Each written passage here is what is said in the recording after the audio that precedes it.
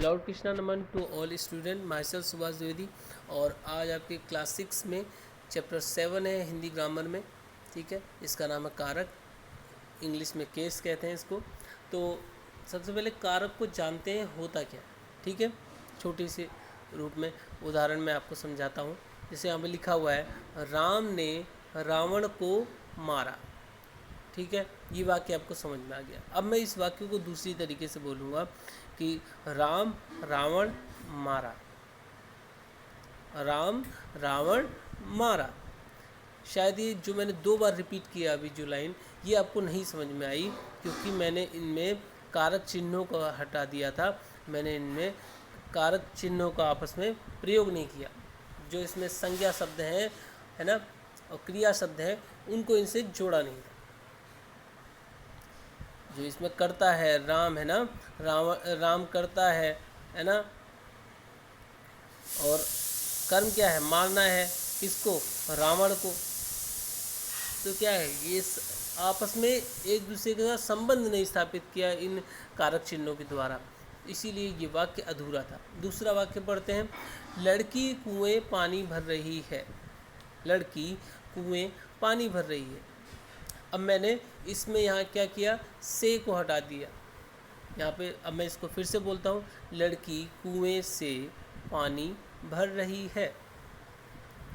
तो इनमें क्या हुआ, मैंने क्या किया, उपयुक्त दिए गए वाक्यों में ने को और से शब्द कर्ता कर्म एवं साधन का संबंध क्रिया से प्रकट कर रहे हैं। वाक्य में विभिन्न पदों का आपस में संबंध स्थापित करने वाले शब्द कारक चिन्ह कहे जाते हैं। क्या कहे जाते हैं, कारक चिन्ह। यानी कि जो भी आपस में क्रिया कर्ता, है ना, और साधन से जो आपस में संबंध प्रकट करते हैं जो चिन्ह, उन्हें जो है कारक चिन्ह कहा जाता है। अब कारक की परिभाषा सबसे पहले जानते हैं।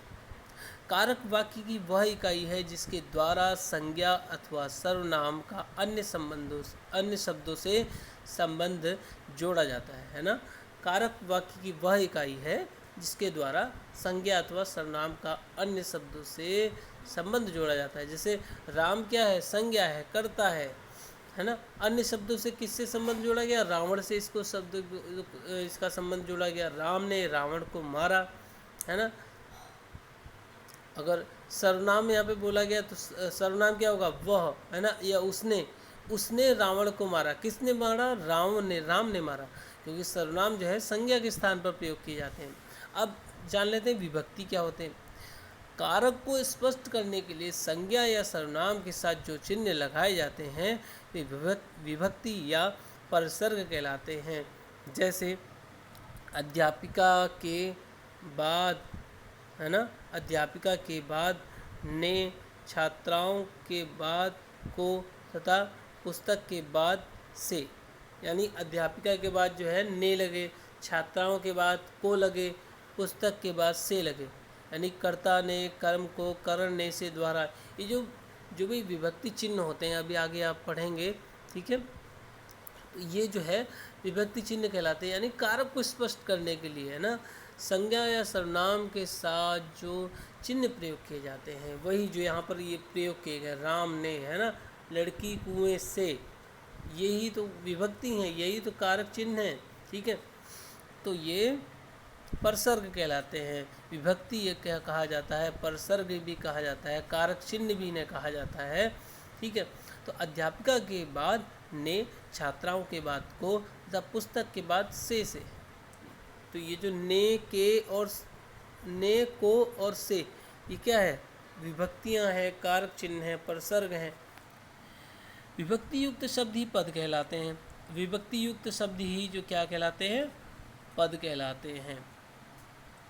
जैसे अध्यापिका, छात्राओं और पुस्तक शब्द हैं, ये केवल अभी केवल यहाँ पर जो स्वतंत्र रूप से शब्द हैं। ठीक है, तथा अध्यापिका ने, छात्राओं को, तथा पुस्तक से, ये यहाँ पर पद हो गया क्योंकि विभक्ति चिन्हों से युक्त है, विभक्ति चिन्हों के साथ हैं। अब यहाँ पर देख लीजिए कारक के भेद, काइंड्स ऑफ केस। ठीक है, हिंदी में जो कारक होते हैं वो 8 प्रकार के होते हैं। ठीक है, तथा सभी के निश्चित चिन्ह होते हैं। तो ये आप जान लीजिए कौन कौन से होते हैं, ये आपको हमेशा ध्यान रखने की ज़रूरत है। ये आपके हमेशा काम आने वाले कारक।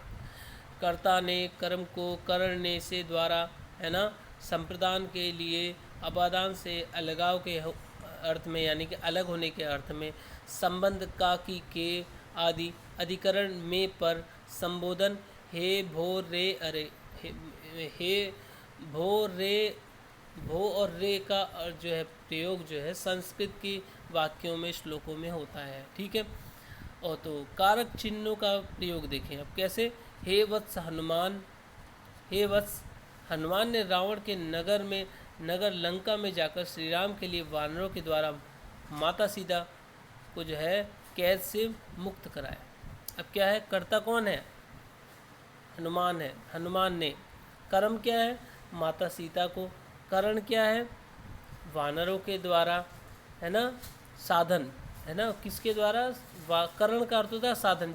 जिस चीज़ से आपने कोई किसी कार्य को संपन्न किया उसे करण कारक कहते हैं, साधन भी कहा जाता है ना। संप्रदान श्री राम के लिए, यानी कि दानार्थ, किसी को देने के लिए, किसी के लिए करने के लिए, कुछ भी करने के लिए। अपादान अलग होने के अर्थ में, यानी कैद से, है ना, आज़ाद कराया तो क्या हुआ, वहाँ से अलग हो गए, वहाँ से निकल आए तो वो अपादान कारक में गए। संबंध रावण से वहाँ पर संबंध दिखाया कि रावण के जो है कैद से, तो वहाँ एक संबंध स्थापित हो ना, किसके कैद से, रावण के।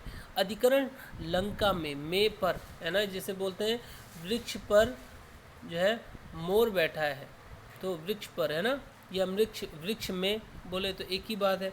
में और पर, अधिकरण, किसी पर स्थापित होना, किसी जगह पे बैठा होना।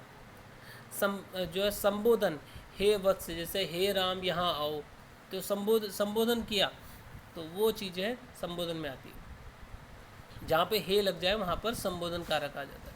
ठीक है। अब देखिए कर्ता कारक, नॉमिनेटिव केस, जिस संज्ञा सर्वनाम शब्द से क्रिया के करने वाले का बोध हो, वो बोध होता है, वह कर्ता कारक कहलाता है। जैसे ये सिंपल वाक्य होते हैं, जैसे अशोक ने पुस्तक पढ़ी, छात्रों ने शोर मचाया, वह जा रहा है ना। प्राय वर्तमान और भविष्य काल के वाक्य में कर्ता के साथ ने विभक्ति का प्रयोग नहीं होता। ठीक है।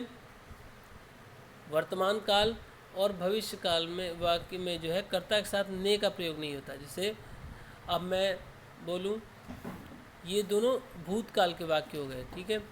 अशोक ने पुस्तक पढ़ी, छात्रों ने शोर मचाया। अब जैसे इसमें क्या होगा, कर्ता कारक जो है वर्तमान काल में जो है नहीं प्रयोग होता, वहाँ पर ने का प्रयोग नहीं होता है। तो यहाँ पे देखिए, जैसे इसके उदाहरण है, मछली तैर रही है, हम स्कूल जाएंगे। ठीक है। तो यहाँ पर इसका वर्तमान काल में प्रयोग नहीं होता है कर्ता कारक में। अब देखिए कर्म कारक में देखिए, जिस संज्ञा शब्द पर क्रिया के कार्य का फल पड़ता है ना, वह कर्म कारक कहलाता है। कर्म कारक कहलाता है। जैसे राम गाय को चरा रहा है, यानी जिस संज्ञा शब्द पर क्रिया के कार्य का फल पड़ता है ना, जिस संज्ञा शब्द पर क्रिया के कार्य का क्रिया जो होती है, जैसे खाना होता है, जाना होता है ना, क्रिया के कार्य का फल जो है कर्म पर पड़ता है, वो जो है कर्म कारक कहलाता है। जैसे राम गाय को चरा रहा है, अब ये जो है क्रिया का फल जो है कर्ता पर नहीं पड़ रहा है, क्रिया का फल जो है कर्म पर पड़ता है। कर्म क्या है, चराना है ना। कर्म क्या है, गाय को चराना, और जो चरा रहा है ना, तो इसमें क्या हुआ, जो चराना क्रिया है उसका फल जो है किस पर पड़ रहा है, कर्म है। कर्म क्या है, गाय को, है ना, तो गाय पर ये जो है फल पड़ रहा है। सीता ने कुत्ते को पाला, सीता ने कुत्ते को पाला, सीता क्या है, कर्ता कारक है, और जो कुत्ता क्या है, कुत्ता है कर्म, और क्रिया क्या है, पालना। समझे। तो ये है, यहाँ पर जो पालने का काम क्रिया है वो उसका फल किस पर पड़ा, कुत्ते पर पड़ा, यानी कि डायरेक्ट सीता पर। अब यहाँ पर होता, अगर यहाँ पर होता कि सीता जा रही है, तो सीता जा रही है यानी कि क्रिया का फल जो है किस पर पड़ रहा है, कर्ता पर पड़ रहा है। राम खाना खा रहा है, तो यहाँ पर क्रिया का फल किस पर पड़ता, कर्ता पर पड़ता। लेकिन यहाँ पर वाक्य में चेंजेस किया गया, कर्म कारक को दिखाया गया है, सीता ने कुत्ते को पाला। तो कुत्ता क्या है, कर्म है, इसमें यहाँ पर दिखाया गया है। हालांकि ये भी संज्ञा शब्द है, लेकिन यहाँ पर जो कुत्ते को पालना एक कर्म है, और जो यहाँ पे पालने का कार्य हो रहा है वो क्रिया है। ठीक है, तो क्रिया का फल किस पर पड़ा, कर्म पर, यानी कुत्ते पर। और चराने का फल किस पर पड़ा, गाय पर। इसी तरीके से आगे देखिए, करण कारक देखिए, बहुत समझने वाली चीज़ है, बहुत इजी चीज़ है। अगर आप एक बार में समझ गए तो फिर आप हमेशा समझ जाएंगे। और वीडियो को बार बार देखने का प्रयास करें, अगर ना समझ में आए तो। ठीक है, कुछ भी अगर कहीं कन्फ्यूज़न तो आप मुझे कॉल कर सकते हैं। करण कारक देखिए, करण यानी कि साधन, है ना। जैसे मैं आपको कई सारे वाक्य बता दूं अभी, जैसे मोहन साइकिल से बाजार गया, है ना, मोहन साइकिल से बाजार गया। या फिर बोलूं कि कृष्णा खिलौने से खेलता है, या यहाँ पे भी लिखा हुआ है देखिए, बच्चा खिलौने के द्वारा खेलता है।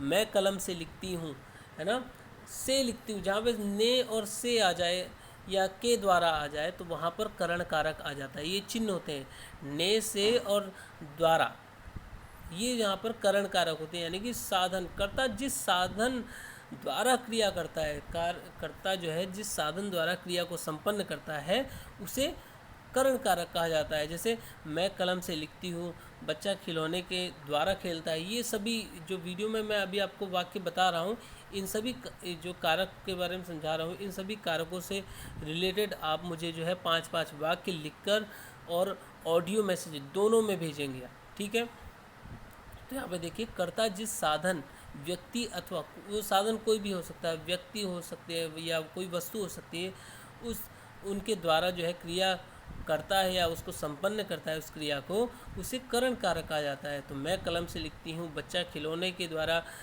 खेलता है ना, मैं ट्रेन से दिल्ली जाता हूँ। ये जो भी साधन जहाँ पे लगे कि कोई हेल्पिंग वर्क लग रही है ना, तो वहाँ पर जो है साधन हो जाता है, ठीक है।